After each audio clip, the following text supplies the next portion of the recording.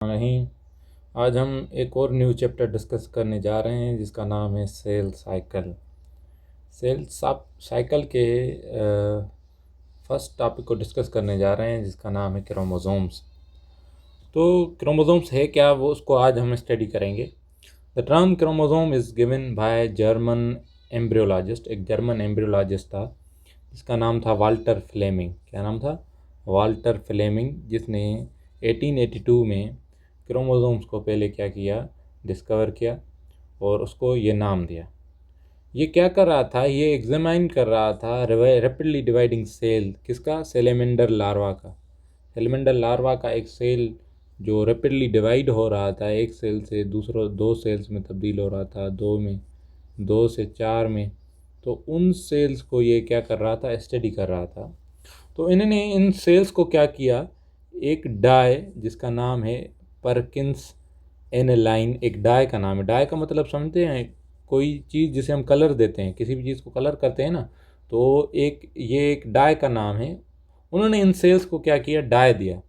जब उन्होंने इस सेल को डाई किया तो जो क्रोमोसोम्स थे वो उस सेल में क्या, darker chromosomes colour is much darker than rest of organelle. Chromosome का जो कलर था वो डार्कर नज़र आ रहा था दूसरे ऑर्गेनील के बनस्पत। तो इसने क्या कर दिया, इसको नाम दे दिया क्रोमोसोम्स। ये ग्रीक वर्ड है। क्रोम कहते हैं कलर को, क्रोम कहते हैं कलर को, और सोमा कहते हैं बॉडी को, जिस्म को। तो इसने इसका नाम दिया कलर्ड बॉडी। मगर ये इसका नाम जो है ना, ये मिसनोमर है। मिसनोमर का मतलब ये है कि वो नाम दरहकीकत पहले डिस्कवरी में जिस चीज़ की बुनियाद पर दिया जाता है, laterly it was found that the chromosomes are not coloured bodies. इसके बाद जो है ना वो फाउंड किया गया कि क्रोमोसोम जो है ना वो कलर बॉडी नहीं होते, उसका कलर कोई नहीं होता। क्रोमोसोम ट्रांसपेरेंट वाइट कलर के होते हैं, ट्रांसपेरेंट, कोई कलर नहीं होता, इस वजह से वाइट नज़र आते हैं, ट्रांसपेरेंट कलर होता है। तो इसका नाम, क्रोमोसोम्स का नाम इसलिए पड़ा कि ये कलर बॉडीज़ हैं, मगर आगे चलकर ये डिस्कवर किया गया ये कोई कलर्ड बॉडीज़ नहीं है। इस वजह से इस नाम को मिसनोमर कहा जाता है। क्रोमोसोम से क्या, chromosomes are thread like structures. Chromosome क्या है? एक थ्रेड लाइक, एक धागे नुमा स्ट्रक्चर हैं जो at the time of cell division only नज़र आते हैं। सेल डिवीजन के बाद जो है ना नज़र नहीं आते। Found in a specific number. Specific number का मतलब ये है कि हर सेल में क्रोमोसोम एक स्पेसिफिक नंबर में हो, तो उससे नहीं है कि हज़ारों की तादाद में हो और गिनने में नहीं आए। किसी में 1000 हैं तो किसी में 50 हैं तो किसी में 46 हैं, जैसे कि हमारी बॉडी में सेल के अंदर 46 क्रोमोसोम होते हैं। और किस चीज़ के बने होते हैं? क्रोमेटिन के बने होते हैं। किस चीज़ के बने होते हैं? क्रोमेटिन के बने होते हैं। और उसके अंदर जो यूनिट्स होता है, हेरिडिटरी यूनिट होता है, जो कि रेस्पॉन्सिबल होता है कि आपके कौन कौन से करेक्टर आने हैं, उनको हम क्या कहते हैं? जीन्स। उनके अंदर जो है ना वो पाए जाते हैं। Chromosomes are made up of DNA. Chromosomes किस चीज़ के बने होते हैं? डीएनए के बने होते हैं। And basic protein. प्रोटीन जो जो कौन सी प्रोटीन है? हिस्टोन प्रोटीन के बने होते हैं। ओनली अपीयर ड्यूरिंग क्या, ड्यूरिंग सेल डिवीजन ये अपीयर होते हैं। इनके शेप जो है ना वो रॉड लाइक होते हैं। It has 2 arms. ये इसके 2 आर्म्स होते हैं। ये देखो, ये एक, ये 2, 2 पार्ट आर्म्स, इसके 2 आर्म्स होते हैं। And centromere. सेंट्रोमियर का मतलब एक प्रोटीन जो इनको बाइंड करती रहती है, इसको हम सेंट्रोमियर कहते हैं। Chromosomes are of different types. Chromosome different types के हैं depending upon the position of the centromere. Centromere इनकी कौन सी पोजीशन पर है, इसकी बुनियाद पर क्रोमोसोम को डिफरेंट टाइप्स में डिवाइड किया गया है।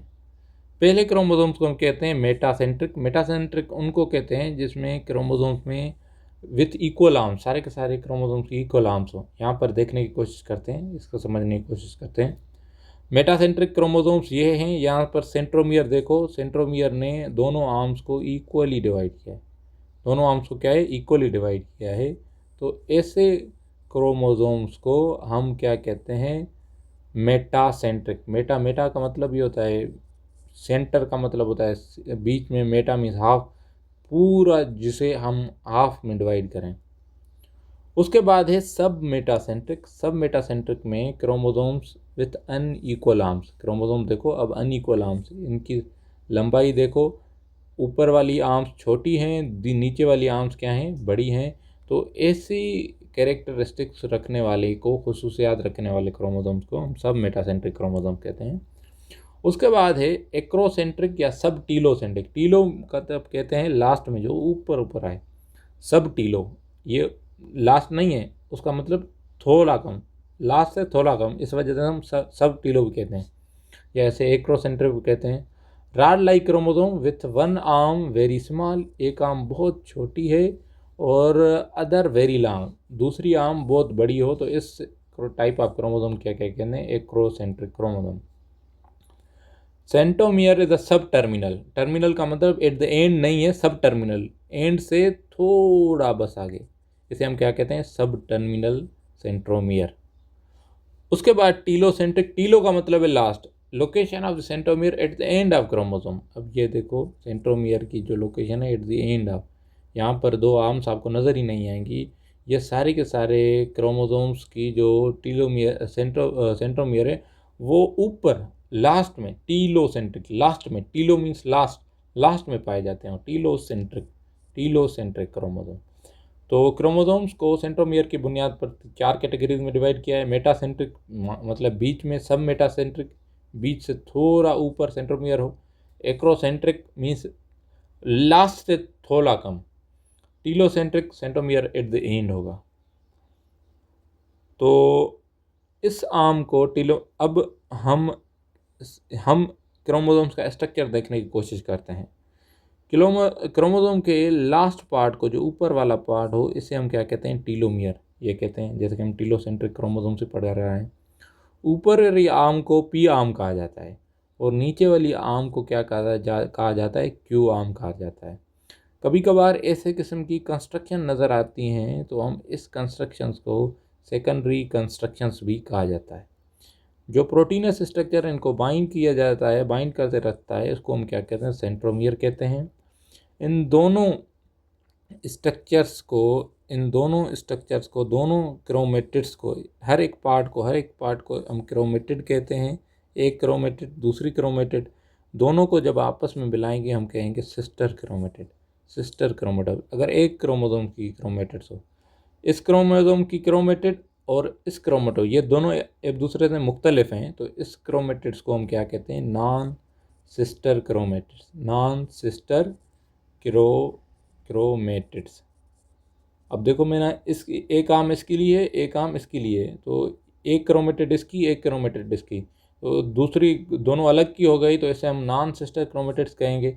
अगर दोनों की हों, ये क्रोमेटिड्स दोनों की हों, तो हम क्या कहते हैं, अब सेम क्रोमोसोम की ले रहा हूँ, तो इसको कहते हैं सिस्टर क्रोमेटिड्स, को कहते हैं सिस्टर क्रोमेटिड्स। शुक्रिया आपको, आपका लेक्चर सुनने के लिए। आप मेरे चैनल को सब्सक्राइब करना ना भूलिए। बहुत शुक्रिया।